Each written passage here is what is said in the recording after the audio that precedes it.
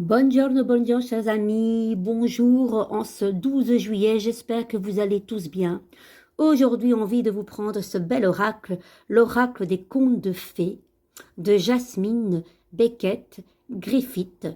Très, très interpellant et très impressionnant. Donc, attention aux âmes sensibles. On va de ce pas découvrir cette carte qui a un long message. Et regardez la carte qui tombe pour nous. Le comte de Ginévrier et la tromperie. Mais qu'est-ce qui se passe, dis donc? Les amis, on va directement découvrir ce long message. Je pose mon GSM ici pour mieux vous lire cette carte et ne pas trembler quand je prends mon livre. À tout de suite. Écoutez bien. Ma belle-mère m'a tué, mon père m'a mangé, ma sœurette Marlène a recueilli les eaux jetées, dans son foulard de soie les a noués, avant de les porter sous le genévrier. Attention, cette belle et terrible histoire commence par une femme assise sous un genévrier dans son jardin, qui souhaite de tout son cœur avoir un enfant aussi rouge que le sang et aussi blanc que la neige. Ayant le pressentiment que sa mort approche, elle demande à son mari de l'enterrer sous le genévrier lorsqu'elle sera morte. Mais avant cela, son ventre s'arrondit et elle donne naissance à un fils aux joues rouges et à la peau blanche. Elle le prend dans ses bras, le nourrit avec amour, et après, le 3e jour de sa vie de mère, quitte doucement ce monde. Elle est entourée sous le genévrier, et son mari, qui l'aimait tendrement, souffre d'être veuf, mais s'occupe bien de son enfant. À la fin de son deuil, elle prend une nouvelle femme qui donne naissance à une fille appelée Marlène. Mais cette seconde femme a beaucoup de ressentiment pour le garçon, qui héritera de la maison et de l'argent de son père qu'elle veut avoir pour elle-même et pour sa fille. Un jour, elle propose une pomme à sa fille et l'envoie jouer dehors. C'est alors que la méchanceté s'empare d'elle et qu'elle appelle le garçon. Son esprit est perverti par la colère et par une haine justifiée à ses yeux contre ce garçon qu'elle voit comme la cause de sa misère future. Elle lui propose une pomme également et lui dit d'aller la chercher dans un coffre qui a un lourd couvercle. Il passe la tête dans le coffre et elle referme le couvercle sur sa douce nuque blanche, lui tranchant le cou.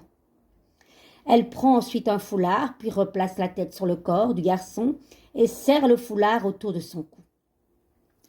Elle demande à Marlène de rentrer à la maison, d'aller réclamer une pomme à son demi-frère et s'il refuse, de lui flanquer une grande gifle. Marlène demande gentiment une pomme à son demi-frère mort et n'obtenant aucune réponse, le frappe et le fait tomber par terre. Elle hurle terrifiée, croyant avoir tué son frère, et court vers sa mère qui lui dit qu'elle va tout arranger. Marlène hoche la tête, pleure la mort de son frère et craint d'être punie, que son âme soit condamnée pour le meurtre qu'elle croit avoir commis. Quand le père rentre à la maison, la belle-mère lui raconte que le garçon s'en est allé quelque temps vivre avec son oncle. Elle sert ensuite à son mari un ragoût préparé avec le corps de l'enfant. Marlène, qui pleure en silence, est elle aussi forcée de manger. Rongée par les remords, elle voit les os de son frère pour les déposer. Elle vole les os de son frère pour les déposer avec ses larmes sous le genévrier. C'est alors qu'il se passe quelque chose d'étrange. Tandis que Marlène continue de pleurer, un oiseau sort de l'arbre qui chante la chanson d'un garçon mort entre les mains de sa belle-mère mais pleuré par sa sœur. L'oiseau s'envole, chante cette chanson à un forgeron qui lui offre une chaîne en or tant il est ému par la tristesse de ce conte.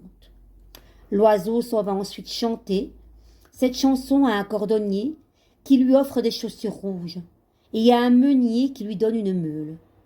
Il revient ensuite au genévrier et chante cette chanson encore et encore. Quand le père sort dans le jardin pour voir quelle créature chante une si belle chanson, la chaîne en or lui tombe autour du cou. Le père rentre à la maison raconter à tout le monde qu'un bel oiseau lui a donné une chaîne en or. L'oiseau chante encore et encore. Quand Marlène sort voir si son père dit vrai, les chaussures rouges tombent à ses pieds. Elle sourit pour la première fois depuis la mort de son frère.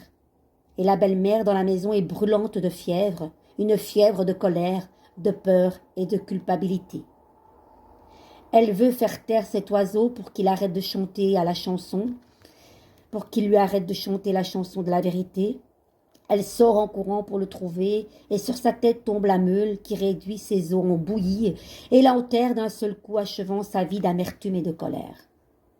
Le père de Marlène crie en voyant le nuage de poussière s'élever quand la meule tombe. Mais quand il se dissipe, à la place de l'oiseau se tient un garçon au visage rayonnant de joie. Ils s'embrassent, se racontent leurs péripéties et rentrent à la maison prendre le dîner, tandis que les os et le corps de la méchante belle-mère trouvent enfin le repos sur les branches du genevrier. Si cette carte se présente à vous, vous verrez bientôt que la responsabilité du lourd fardeau que vous portez incombe surtout à d'autres. Vous devez lâcher prise de la croyance selon laquelle tout est votre faute et commencer à comprendre que vous avez bon cœur surtout. Ne perdez pas espoir. Continuez à faire ce qu'il est juste et compatissant et bientôt un être cher qui a été perdu reviendra vers vous. La séparation que vous avez vécue, la tristesse que vous avez ressentie vient de ce qu'un acte malheureux a été commis par un tierce. Faites ce qui est juste et l'amour que vous croyez avoir perdu reviendra. Plusieurs exemples là maintenant. L'avidité doit être dissoute. N'agissez pas sous le coup de la colère ou le ressentiment. Ne soyez pas impulsif. La compassion est récompensée. Vous êtes accusé à tort. Des ruses sont employées pour faire porter la responsabilité à quelqu'un d'autre. La magie révèle la vérité. Un retour à la vie après avoir subi de la cruauté, l'amour et la tendresse nous sauvent tous. Les enfants redeviennent innocents. La résurrection, une deuxième chance. Voilà, c'est un conte collecté par les frères Grimm. Les amis, cette carte est très interpellante, n'est-ce pas? Elle peut faire peur, mais il y a tellement de choses percutantes et vraies. Donc, regardez cette vidéo plusieurs fois et vous allez comprendre ce message peut-être que vous ne comprenez pas directement, mais qui est bien là, sous-jacent, à comprendre, de vous enlever de cette culpabilité, parce qu'apparemment, on essaye de vous faire porter des accusations qui ne sont pas vraies. Voilà. Donc aujourd'hui, j'avais tiré cette carte de l'impératrice et de ce diable qui peut parler quelque part. Voilà, si c'est quelque chose qui peut être référé à vos amours, ça peut être vraiment, vous savez, un amour passionnel, une relation forte, brûlante. Voilà, ça peut être risque d'emprise, de manipulation. Attention, parce que le diable en amour n'est jamais bon signe. Parce que voilà, les amours passionnés reposent essentiellement sur le désir, la possession de l'autre. Donc, on vous demande de tempérer. Par contre, vous voyez, si c'est une histoire d'argent ou de travail, bon, ça peut être, voilà, au sens large, une emprise au travail, par exemple, user de son charme pour obtenir ce que l'on veut. En tout cas, ça peut être en même temps de belles affaires qui peuvent être très conclues et très justicieuses. Donc, il faut vraiment, voilà, être justicieux dans ce que vous voulez faire. Et en argent, ça marche bien. Il y a des rentrées d'argent. Vous ne devez pas vous en faire. Donc, essayez un petit peu de réécouter à chaque fois cette belle carte qui peut faire peur comme ça au départ. Mais il ne faut pas avoir peur. Bon, allez, pour adoucir les choses, les amis, je vais prendre une petite prière des anges ici. Hop. Pour un petit peu apaiser le schmilblick. On y va, addiction, qui peut parler de cette association de diable aussi. Ça peut être une addiction, hein, carrément. Alors, l'addiction vous dit, mes anges, merci de me libérer de mon addiction afin que je retrouve ma liberté. Mon addiction est une dépendance qui s'est cristallisée lorsque j'étais vulnérable. Je fais le vœu aujourd'hui de guérir de mon addiction et de redevenir la personne pure que je suis par essence. Je suis la résilience, je mérite la résilience. Et voilà. C'est dingue parce que ces cartes se rejoignent, les amis. Dites-moi en commentaire ce que vous en pensez. Je compte sur vous, je vous embrasse très fort. Passez une merveilleuse journée. De gros bisous.